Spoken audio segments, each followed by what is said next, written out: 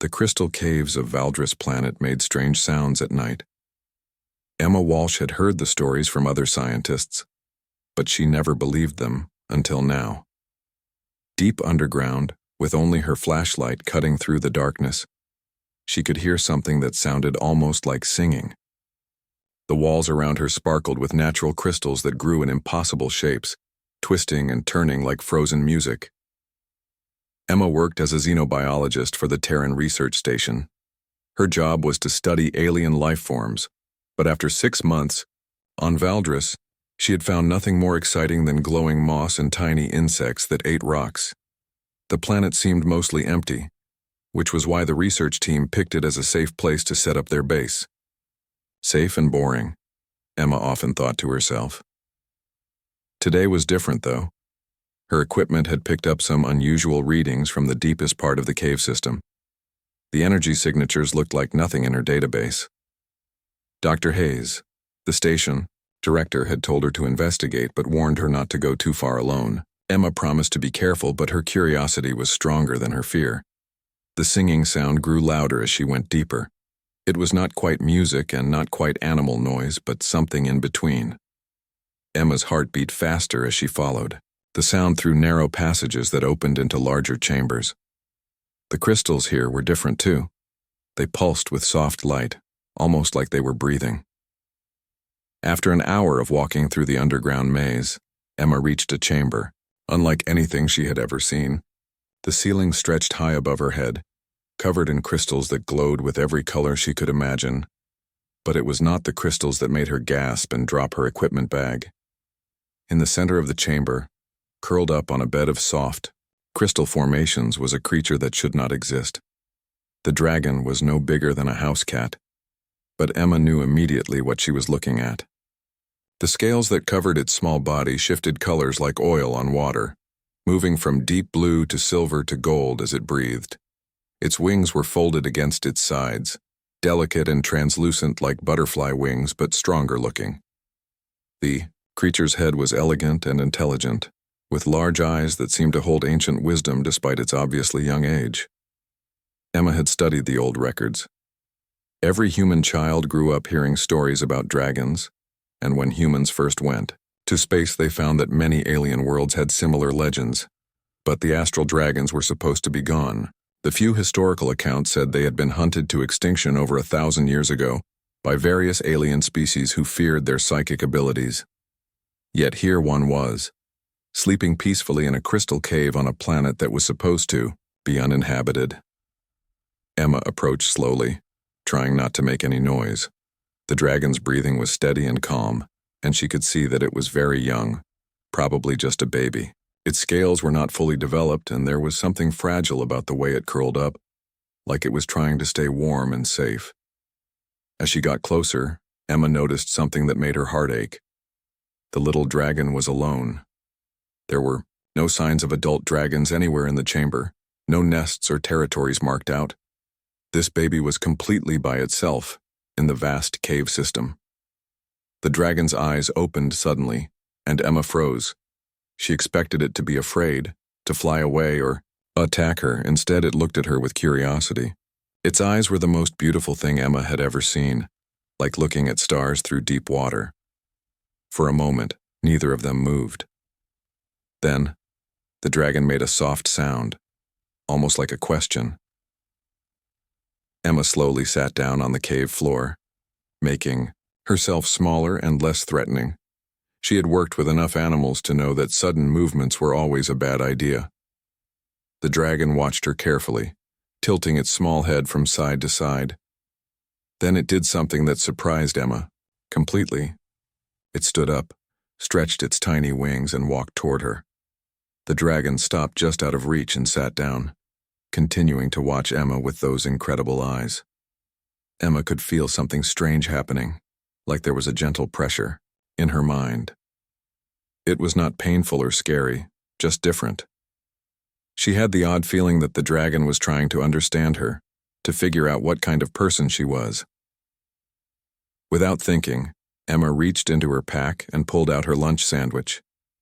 She was not even hungry anymore, but she tore off a small piece and placed it on the ground between them. The dragon looked at the food, then back at Emma. It took a cautious step forward and sniffed the sandwich piece. After a moment, it ate the food and made what sounded like a happy chirping noise.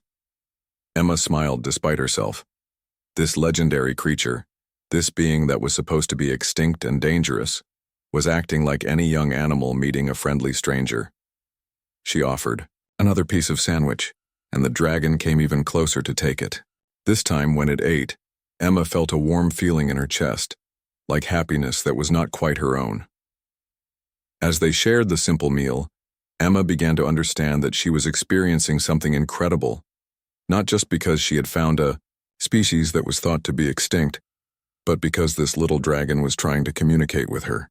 The warm feelings, the sense of curiosity and friendliness that seemed to come from outside her own mind, these were the dragon's emotions somehow reaching her.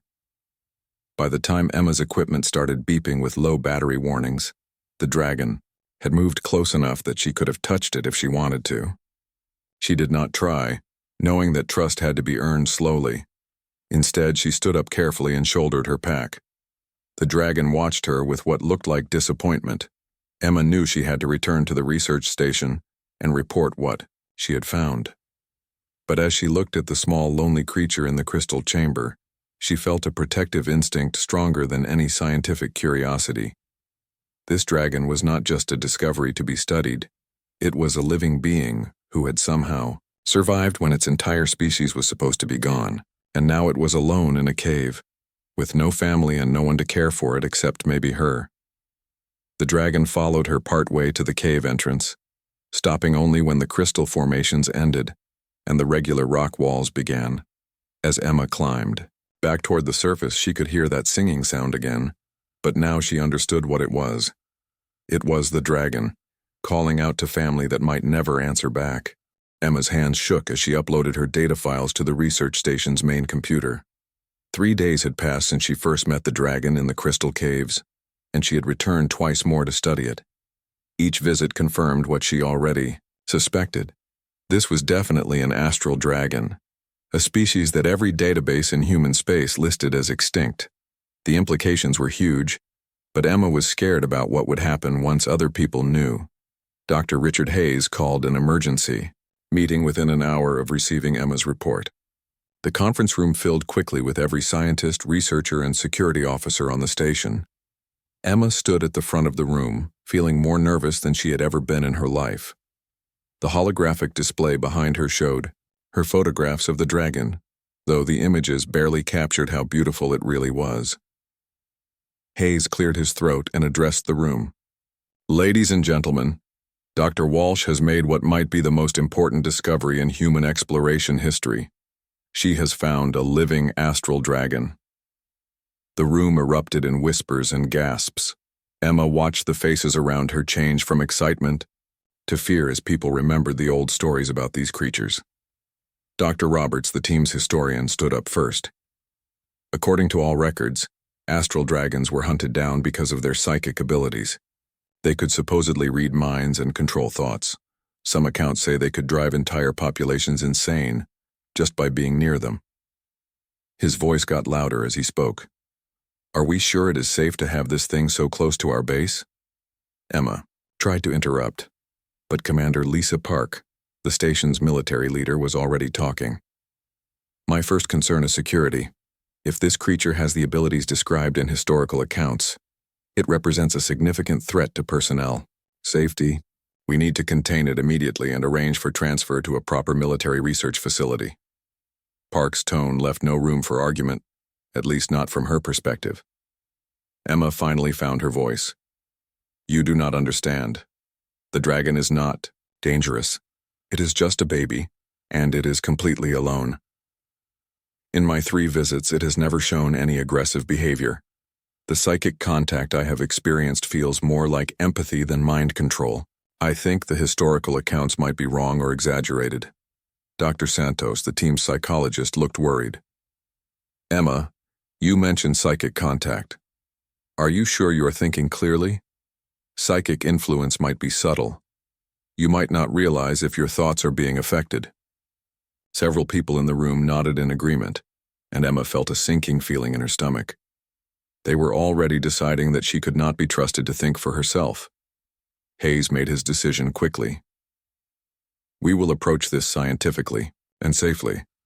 Tomorrow, a full team will go to the cave site with proper containment equipment. The creature will be brought back to the station for study under controlled conditions.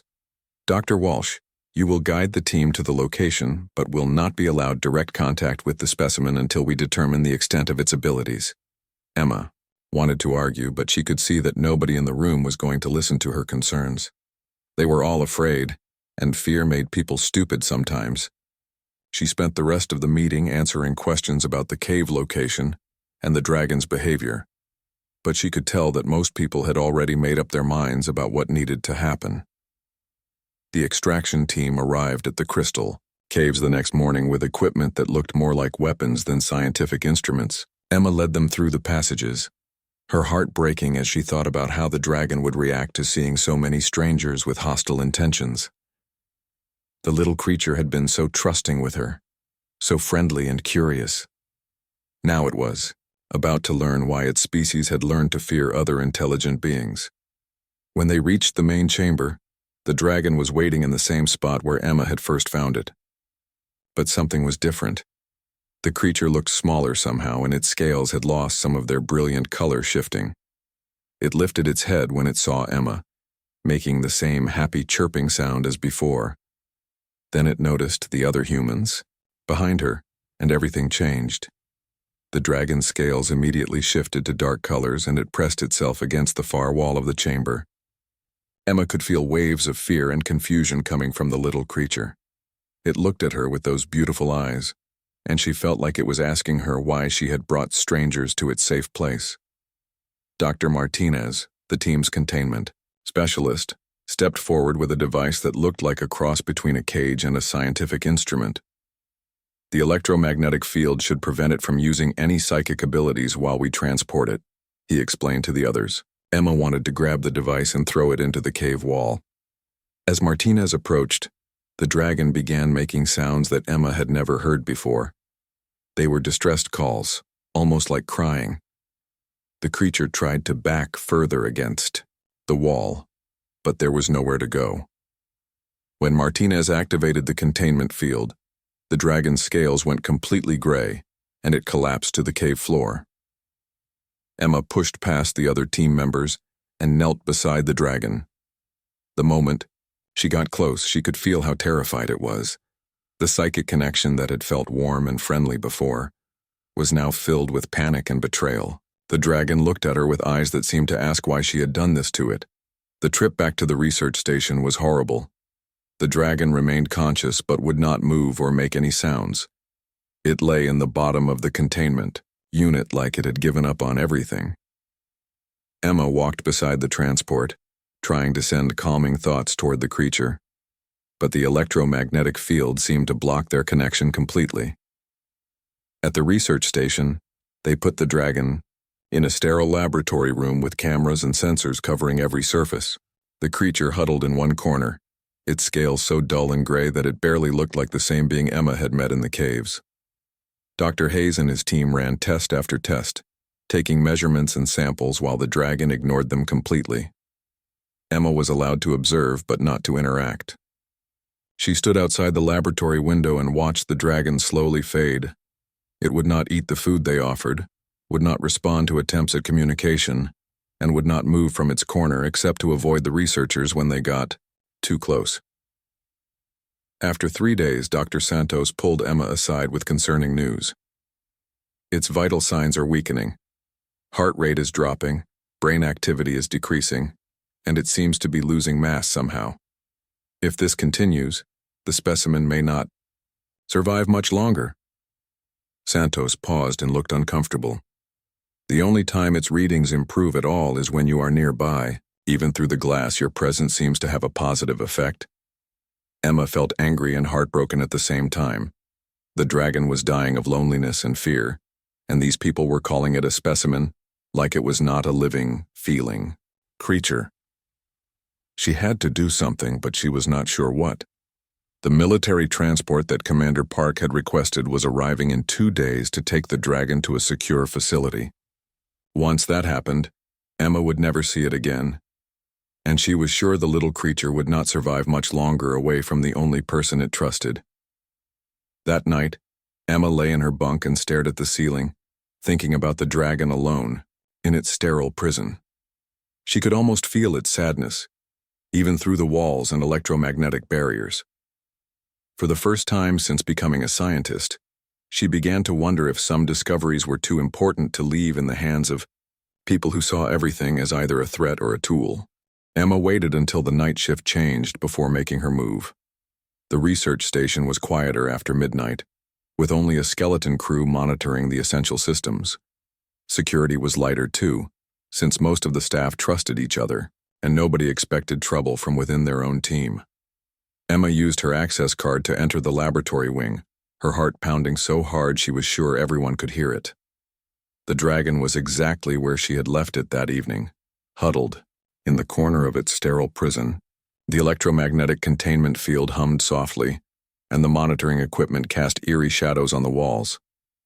Emma could see immediately that the creature was worse than before. Its scales had gone completely colorless, and its breathing looked labored. The beautiful, vibrant being she had met in the crystal caves was fading away.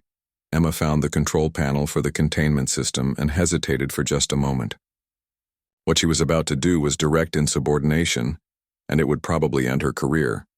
But as she looked at the dying dragon, she realized that some things were more important than following orders. She disabled the electromagnetic field and stepped into the chamber. The dragon lifted its head weakly when Emma approached. For a moment, those incredible eyes focused on her face, and she felt the faintest touch of recognition through their psychic connection. The creature was too weak to move, but Emma could sense a tiny spark of hope flickering in its consciousness. She sat down on the floor next to the dragon and gently placed her hand near its head, not quite touching but close enough for the dragon to feel her warmth. The response was immediate. Color began flowing back into the dragon's scales like water, filling an empty container. Its breathing steadied, and Emma felt waves of relief and gratitude washing over her through their mental link. The dragon made a soft sound, almost like a purr, and carefully moved its head to rest against Emma's hand. The trust in that simple gesture nearly brought tears to Emma's eyes. Over the next hour, Emma just sat with the dragon and let it recover.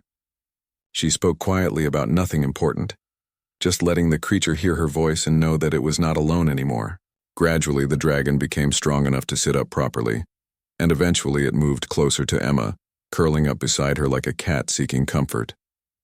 It was then that the real communication began. Emma had experienced the dragon's emotions before, but this was different. Images began appearing in her mind, not her own memories, but pictures that came from the dragon's consciousness. She saw flashes of a world she had never visited, with crystal formations that made the caves of Valdris look simple by comparison. She saw other dragons, adults with scales that shimmered like starlight, flying through canyons filled with singing crystals. The dragon was showing her its home. More images followed, and Emma began to understand the dragon's story. Its family had been traveling between star systems when something went wrong.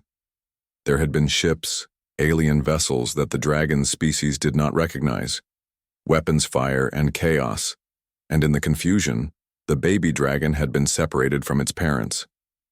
The images were fragmented and emotional rather than clear, but Emma could feel the terror and loneliness that the little creature had experienced. The dragon had ended up on Valdris by accident, probably in an escape pod or emergency shelter, that had crashed in the caves. It had been alone for months, calling out with its psychic abilities and hoping that its family would find it. The singing that Emma had heard in the caves was not just random noise. It was a distress call, a child crying for its parents in a language that no other species understood. Emma felt tears running down her cheeks as she experienced the dragon's memories. This was not a dangerous weapon or a valuable specimen. This was a lost child who had been through more trauma than any young creature should have to endure, and instead of helping it, the research team had kidnapped it from the only safe place it had found and locked it in a cage. The dragon seemed to sense Emma's emotional response, because it shifted closer and made comforting sounds. Even after everything it had been through, it was trying to make her feel better. Emma realized that this was what the historical accounts had gotten wrong. Astral dragons were not mind controllers or psychic weapons. They were empaths, creatures who could feel the emotions of others and respond to them with compassion. As the night went on, Emma learned more about the dragon's abilities. It could project simple concepts and emotions to other minds, but it could not control thoughts or force anyone to do anything. What it could do was sense the true intentions and feelings of the people around it. That was why it had trusted Emma from the beginning and why it was so afraid of the research team. It could feel their fear and hostility, even when they tried to hide it behind scientific professionalism. Emma also began to understand why the dragon species had been hunted to extinction. It was not because they were dangerous, but because they could see through lies and deception. Political leaders and military commanders throughout the galaxy had probably felt threatened by beings who could sense their true motivations. Rather than learning to be more honest, they had decided to eliminate the dragons entirely. The dragon showed Emma more memories, older ones that came from the genetic knowledge passed down through its species. She saw images of great cities where dragons and other species lived in harmony, working together to create art and technology that combined the best of many different cultures. She saw libraries and universities where dragon empaths helped resolve conflicts by helping different species understand each other's perspectives. But she also saw the wars that followed, as fear and greed turned the galaxy against the dragons. She watched civilizations that had once welcomed dragon wisdom turn to violence when the dragon's insights became inconvenient. The dragons had not fought back because violence was against their nature. Instead, they had fled to hidden worlds and tried to stay out of contact with other species. By dawn, Emma had learned that astral dragons were not extinct, but they were incredibly rare and careful about staying hidden. The baby dragon's family was probably still looking for it, but they would avoid any areas with signs of hostile alien activity. The research station's presence on Valdris meant that the dragon's parents would never find it as long as it remained here. As Emma prepared to leave the laboratory before the day shift arrived, the dragon communicated one more thing to her. It showed her images of the military transport that was coming to take it away, and she felt its terror at the thought of being even more isolated from everything familiar. The dragon had seen enough of human emotions to know that the military facility would be even worse than the research station. Emma promised the dragon that she would find a way to help it, though she was not sure how. As she restored the containment field and slipped out of the laboratory, she was already forming a desperate plan.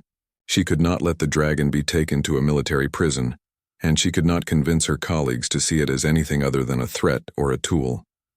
That left only one option, and it was the kind of choice that would change her life forever. Emma had never considered herself a particularly brave person, but as she watched the dragon fade back into its gray, lifeless state behind the electromagnetic barrier, she realized that sometimes ordinary people had to do extraordinary things.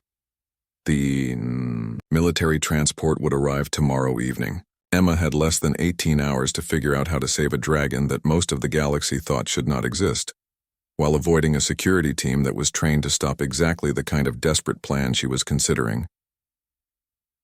For the first time since finding the dragon, Emma smiled.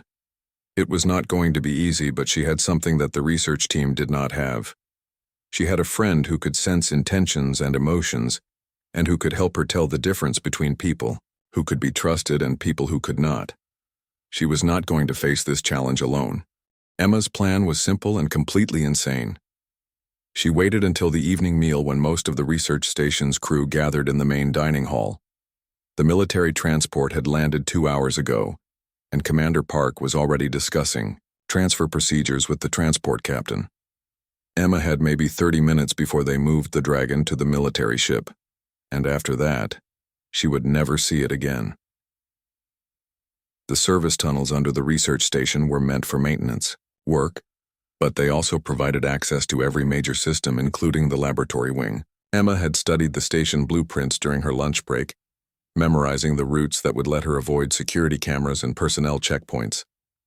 Her hands shook as she crawled through the narrow passages, but she forced herself to keep moving.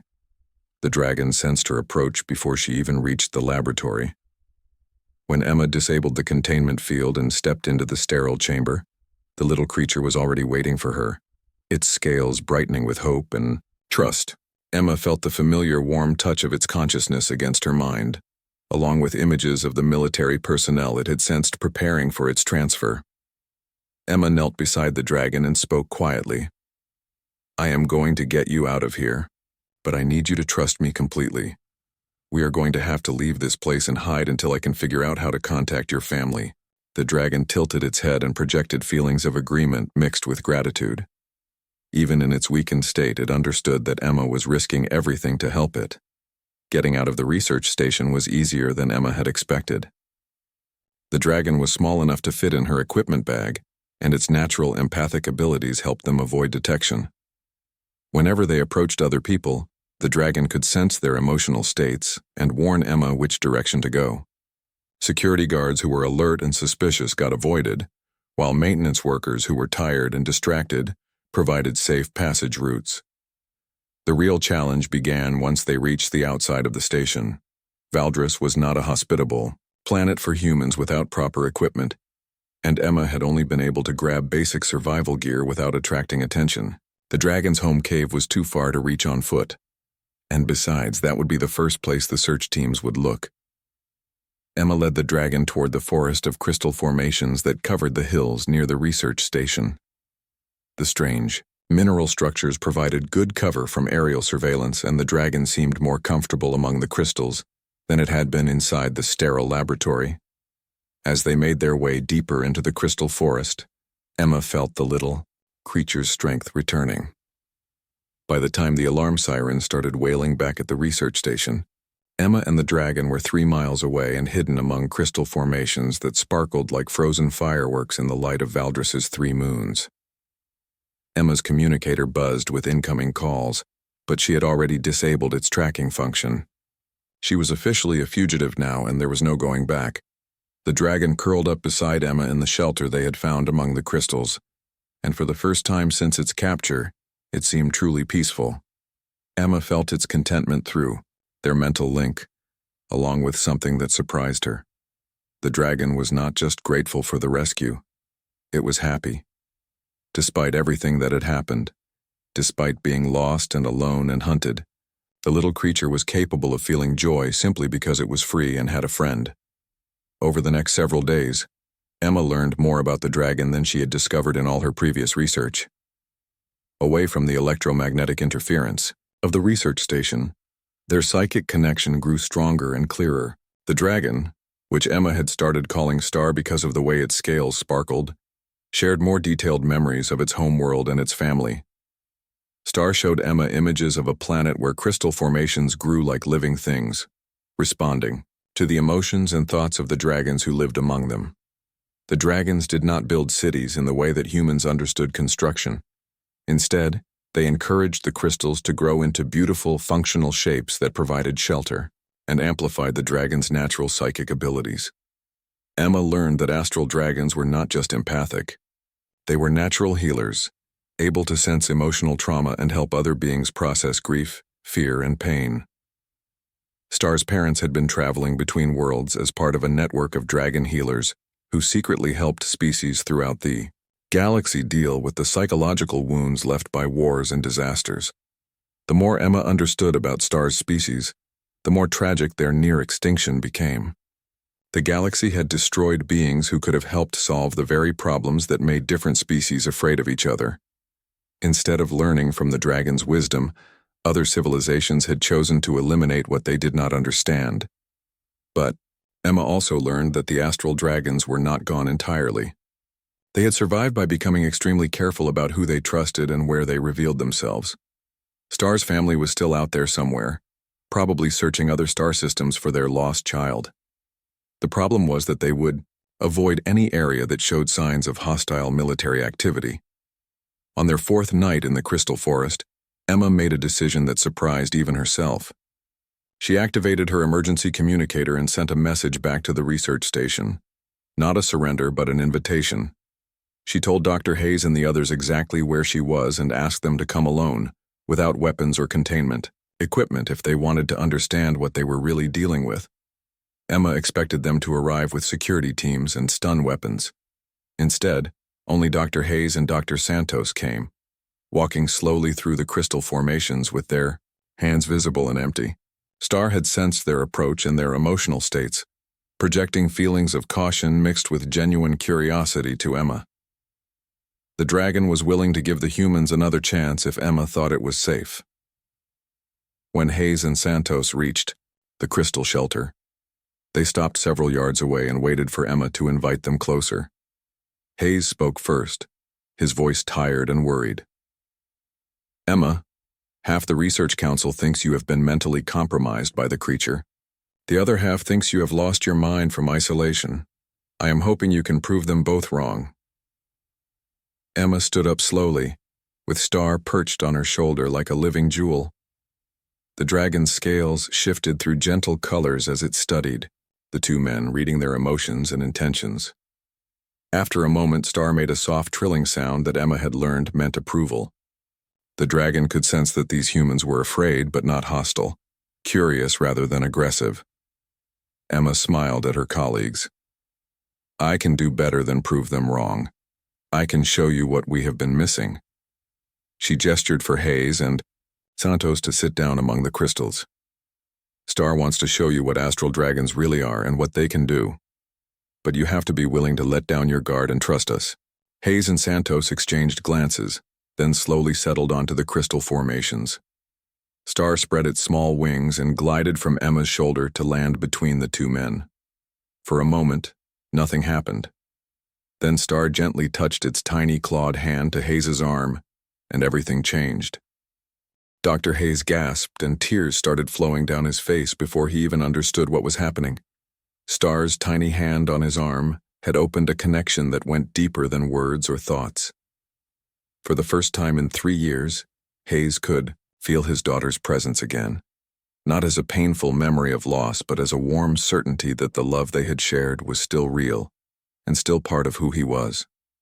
Hayes had lost his daughter to a transport accident before taking the assignment. On Valdris, the grief had nearly destroyed him, and he had thrown himself into his work as a way to avoid dealing with the pain. But Star was not taking the pain away. Instead, the little dragon was helping him understand that grief and love were connected, that mourning his daughter was actually another way of honoring how much she had meant to him. Dr. Santos watched in amazement as his colleague experienced 3 years of blocked emotions in the space of a few minutes. Hayes sobbed and smiled at the same time, finally able to remember his daughter with joy instead of just sadness. When Star finally lifted its hand from Hayes's arm, the research director looked like a completely different person. Emma knelt beside Hayes and spoke gently. "This is what astral dragons really do. They do not control minds or force thoughts. They help people heal from emotional wounds that they have been carrying alone." She looked at Santos, who was staring at Star with new understanding. "Your turn if you want to try." Santos hesitated for a moment, then extended his hand toward the dragon. Star's touch was lighter with him, more like a gentle question than the deep healing it had provided for Hayes.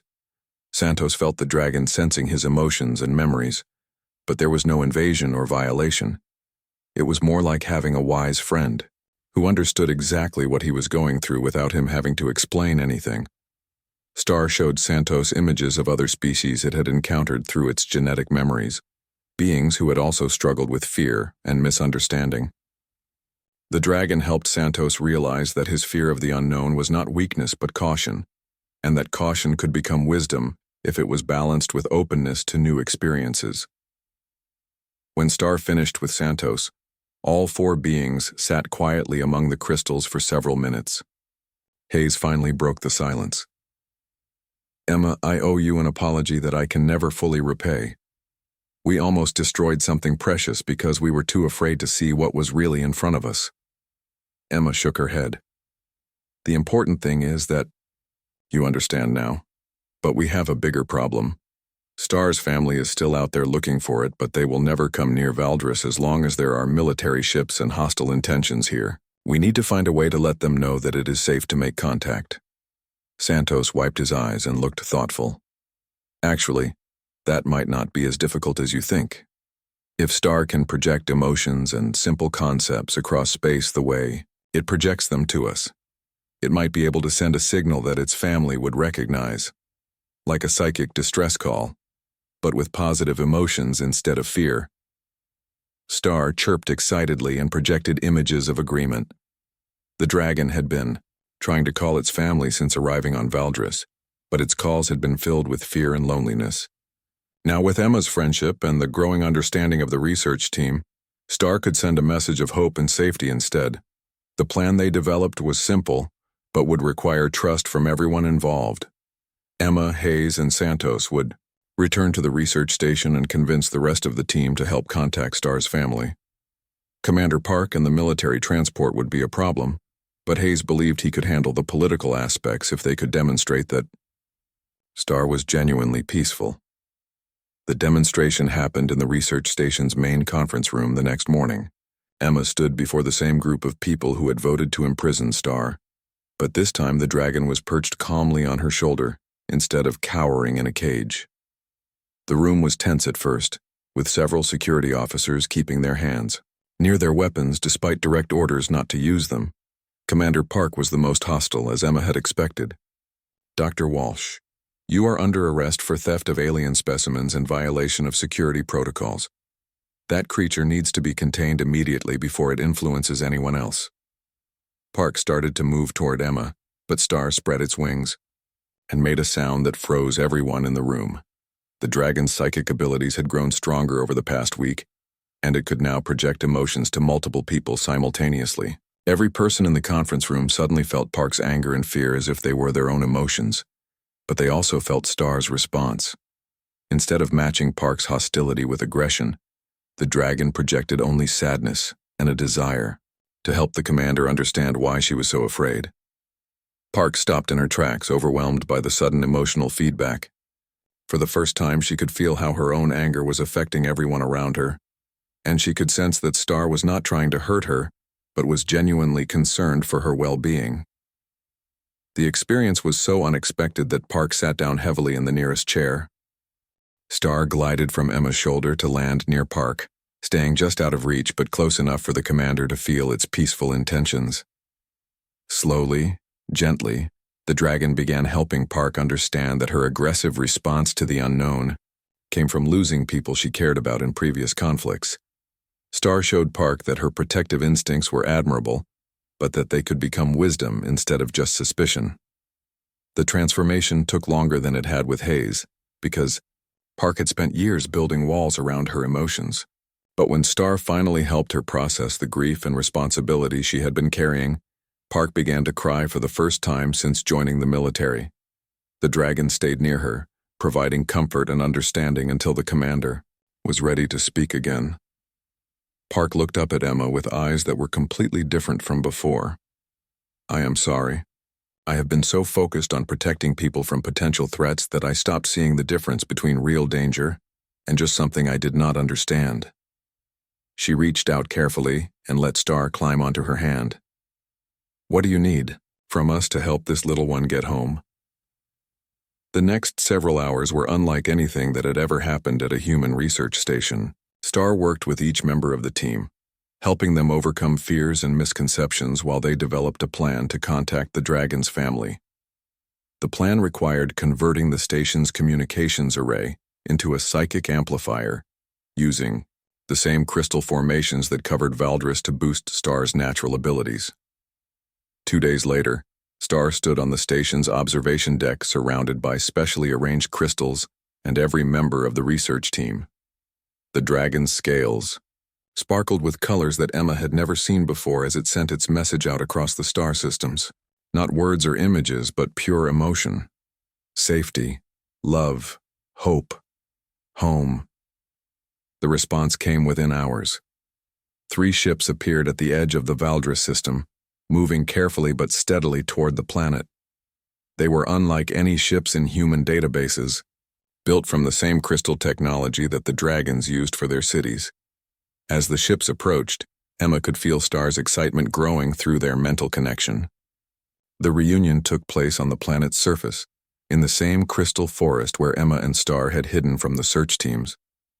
Star's parents were magnificent beings, larger than their child but with the same intelligent eyes and color-shifting scales. Emma felt their gratitude through the psychic connection, along with their amazement that humans had been willing to risk so much to help their child. But the story did not end with Star's reunion with its family. Dr. Hayes and the research team had learned too much to simply return to their old ways of studying alien life.